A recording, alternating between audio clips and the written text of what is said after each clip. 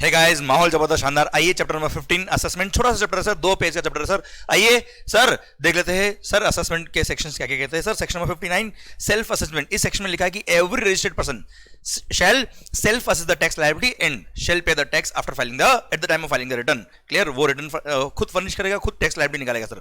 Clear, कोई department आके assessment नहीं बताएगा, असेसी को खुद को सेल्फ असेस करना, टैक्स का अमाउंट और रिटर्न फाइल करना है सर। प्रोविजनल असेसमेंट, अगर कोई assessee value of supply determine नहीं कर पा रहा या रेट ऑफ टैक्स क्लासिफाई नहीं कर पा रहा है, क्लासिफिकेशन नहीं कर पा रहा है, तो सर ऐसे केस में he can take help of proper officer. ऐसे केस में सर वो प्रोविजनल असेसमेंट के लिए अप्लाई कर सकता है। एंड सर प्रोविजनल असेसमेंट के लिए अगर अप्लाई करा है प्रॉपर ऑफिसर को, तो सर प्रॉपर ऑफिसर 90 दिन के अंदर ऑर्डर पास करेगा कि प्रोविजनल असेसमेंट करना है कि नहीं करना है सर। पर अगर वो प्रोविजनल असेसमेंट करता है तो ऐसे केस में आपसे एक बार बॉन्ड साइन करवाएंगे, अलग विद द सिक्योरिटी श्योरिटी आपसे सर बॉन्ड साइन करवाएंगे और उसमें लिखवाएंगे कि अगर फाइनल असेसमेंट होने पर जो भी डिफरेंस अमाउंट ऑफ टैक्स बनता है वो आप पे करेंगे अलॉन्ग विथ इंटरेस्ट, नहीं तो आपसे बॉन्ड एग्जीक्यूट करके रिकवरी करी जाएगी। ओके सर, अब मान लो प्रोविजनल असेसमेंट हो गया सर, टैक्स का अमाउंट एक बार प्रोविजनली मान लो उन्होंने ₹1000 निकाल दिया, ये 1000 या तो वैल्यू या टैक्स जो भी है सर, अल्टीमेटली मैं 1000 मान रहा हूं, टैक्स का अमाउंट है सर।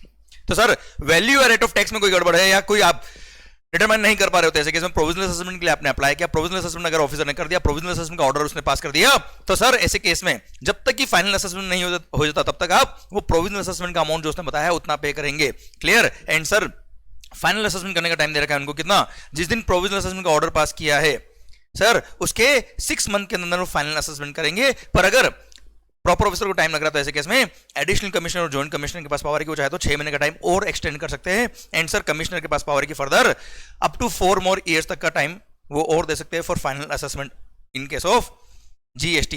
क्लियर। तो कुल मिला के 6 मंथ प्लस 4 ईयर्स का टाइम है साहब, जनता टाइम निकल जाएगा सर इतना तो।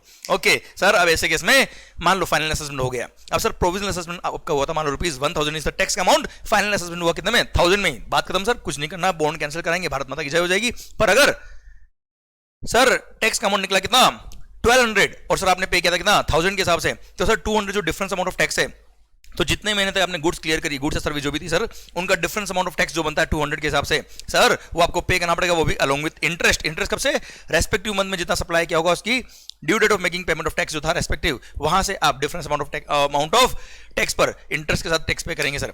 Clear, done. ये हो गया क्या प्रोविजनल असेसमेंट के केस में अगर हायर अमाउंट ऑफ टैक्स आता है तो। क्लियर। अच्छा, ये जो आपने हायर एक्सेस टैक्स पे किया ये आप कस्टमर से रिकवरी कर सकते हो through issue of debit note, और उस डेबिट नोट के बेस पे कस्टमर को आईटीसी मिल जाएगा, कोई दिक्कत नहीं। पर कस्टमर आपको पेमेंट दे ना दे, आपको तो वो amount difference amount of tax with interest पे करना पड़ेगा।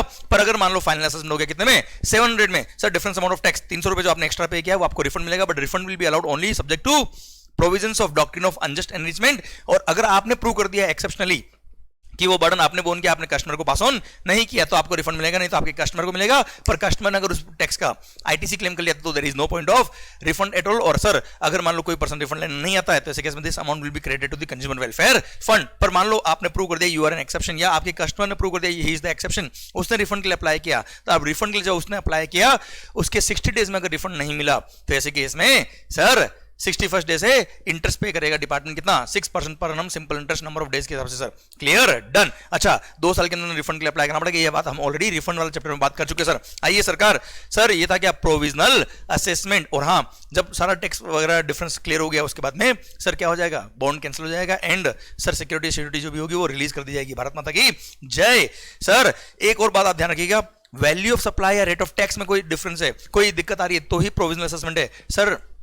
आपको कोई और इश्यू जैसे प्लेस ऑफ सप्लाई है तो you can apply for provisional assessment. आइए sir section number 61 scrutiny of return. Sir जैसे हमने पढ़ा कि sir under GST every assessment is self assessment, पर सर डिपार्टमेंट के पास पावर है कि जो भी आपने रिटर्न सबमिट किया उसको वो स्क्रूटनी करेगा, डिटेल चेकिंग करेगा। This is the first step under assessment. वो डिटेल चेकिंग करेंगे, वेरिफिकेशन करेंगे, चेकिंग करेंगे, उनको लगता है मामला गड़बड़ है, वो कुछ डिस्क्रिपेंसी अगर उनको मिली तो आपको नोटिस सर्व करेंगे, उस नोटिस का आप रिप्लाई देंगे, रिप्लाई अगर सेटिस्फैक्टरी है तो ठीक है, रिप्लाई अगर सेटिस्फैक्टरी नहीं मिला तो ऐसे केस में इन तीनों में से इनमें से कोई भी एक्शन डिपार्टमेंट ले सकता है। सेक्शन में 65, 66, 67, 73, 74, 73, 74 शोकोस नोटिस है सर, 65, 66, 67 के एक्शन डिपार्टमेंट ले सकता है। हम पढ़ेंगे आगे ये तीनों सेक्शन, इंस्पेक्शन सर्च वाले बताइए। ओके माहौल सरकार, सेक्शन में 62 assessment of non filer of return. सरकार आप जीएसटी में रजिस्टर्ड हो सर, पर आपने रिटर्न फाइल नहीं की है, तो आपको याद हो तो सेक्शन नंबर 46 पढ़ा था ना रिटर्न फाइलिंग के अंदर कि अगर कोई भी person default in filing return करता है तो ऐसे केस में डिपार्टमेंट उसको नोटिस सर्व करेगा, नोटिस सर्व करके बोलेगा कि अगले 15 डेज में आप रिटर्न सबमिट कर देना।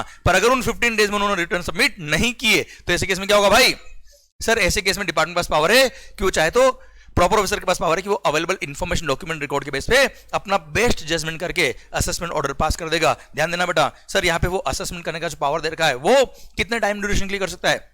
सर 5 साल का पीरियड है डिपार्टमेंट के पास कि सर रिलेवेंट फाइनेंशियल ईयर का एनुअल रिटर्न फाइल करने का ड्यू डेट जो होता है वहां से 5 साल के अंदर कभी भी वो बेस्ट जजमेंट कर सकता है। मतलब इतने सारे साल वो कवर कर सकता है अंडर बेस्ट जजमेंट अगर अपना रिटर्न सबमिट नहीं किया तो। क्लियर?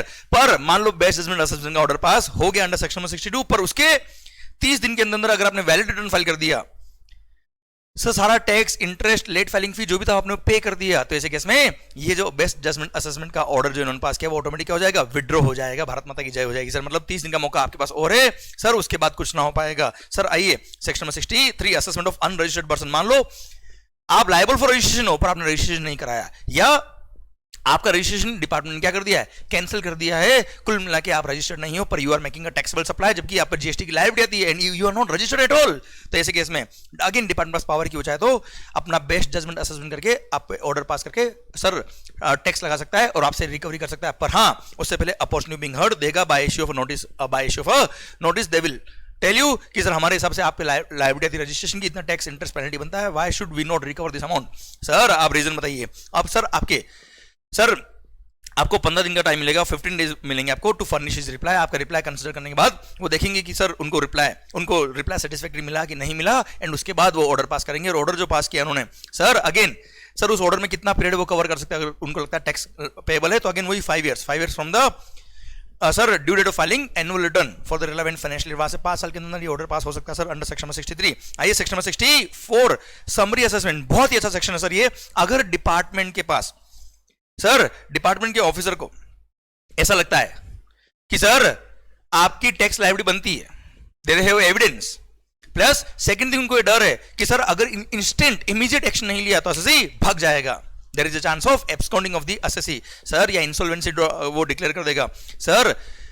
प्लस सर अगर डिपार्टमेंट को ऐसा लगता है तो ऐसे केस में उनको एडिशनल कमिश्नर या जॉइंट कमिश्नर का परमिशन लेना पड़ेगा। Proper officer will take the permission of joint commissioner और एडिशनल कमिश्नर कि सर वी वांट कि इसमें स्पीडी हम फास्ट असेसमेंट कर दे और एक समरी असेसमेंट ऑर्डर पास कर दे। It's a kind of protective assessment. सरकार यहाँ पे क्या होगा, शो कोज नोटिस वगैरह दिए बिना ही आप पे ऑर्डर पास कर देंगे so that immediate recovery can be done from you, otherwise sir there is a chance of huge loss of revenue to the department. तो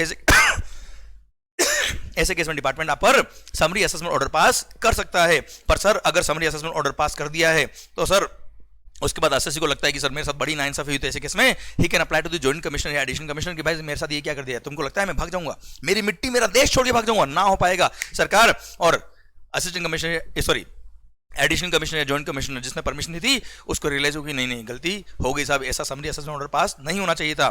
तो sir on application by the taxable person या फिर on his own motion additional commissioner या joint commissioner लगता है कि गलत हो गया साहब, समरी असेसमेंट ऑर्डर इस केस में पास नहीं होना चाहिए था, तो ऐसे केस में he can withdraw the order also.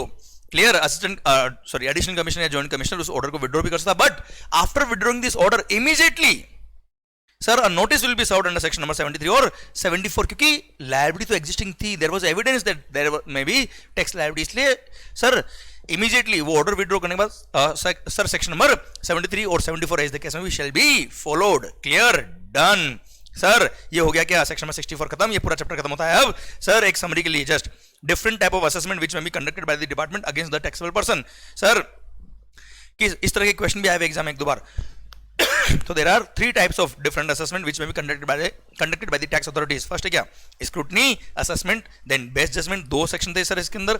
एक तो जब आप रिटर्न फाइल नहीं करते, आप रजिस्टर्ड हो जीएसटी में, रिटर्न फाइल नहीं करते तो ऐसे केस में क्या होगा, एंड सेकंड थिंग आप रजिस्टर्ड नहीं हो बट लायबल फॉर रजिस्ट्रेशन हो आप sir. And last summary assessment. ये तीनों का आप समरी दे रखा है यहाँ पे कि सर डिपार्टमेंट 3 तरह के सर टैक्स अथॉरिटीज 3 तरह के असेसमेंट कर सकती है। क्लियर? इसी के साथ भारत माता की जय। एंड सर यहाँ क्या लिखा है सर, जैसे हारने का डर नहीं, जीत उससे दूर नहीं, क्योंकि जब आप डर डर के जीते हो, डर डर के पढ़ते हो तो सरकार जिंदगी आपकी टफ होती जाती है। पर अगर आप पूरे कॉन्फिडेंस के साथ कोई भी जंग लड़ते हो सर तो जीतने के चांस पूरे हैं आपके। सरकार डर के नहीं जीना, क्योंकि सर जब आप दिल खोल के पढ़ते हो, दिल खोल के कोई भी काम करते हो, पूरा सर अपना कॉन्सेंट्रेशन यूज करते हो, तो सर ऐसे केस में आपकी पॉजिटिव एनर्जी पूरी सर आपके उस काम पे लगती है और भगवान उसको हमेशा सफल बनाता है। सरकार ऑल द बेस्ट, अच्छे से पढ़ाई करिए, मेहनत करिए पूरी पॉजिटिव एनर्जी के साथ। और हाँ, मैं कई बार ऐसा सोचता हूं कि कई सारे बच्चों को, कई सारे स्टूडेंट्स को ऐसा लगता है कि सर अगर हम फेल हो गए तो क्या होगा, अगर मार्क्स कम आए तो क्या होगा। सर मैं सोचता हूं आपको यह सोचना चाहिए अगर हमारा ऑल इंडिया रैंक 1 आ जाए तो क्या होगा, अगर हम पास हो गए तो क्या होगा। सर अगर हम इतने अच्छे मार्क्स ले आए कि सर घर वाले सब खुश रहेंगे, तो सर वो इमेजिन करके देखिए सर क्या खुशी का माहौल होगा। और वो खुशी को देखते हुए, उसका ड्रीम देखते हुए आप पढ़ाई करिए, डर के पढ़ाई मत करिए। सर मैं सही कह रहा हूं, आपका देखने का नजरिया चेंज हो जाएगा, माहौल बनेगा, पूरी पॉजिटिव एनर्जी के साथ आप पढ़िए। सर पूरी दुनिया आपके साथ है। ऑल द बेस्ट माहौल। Thank you so much.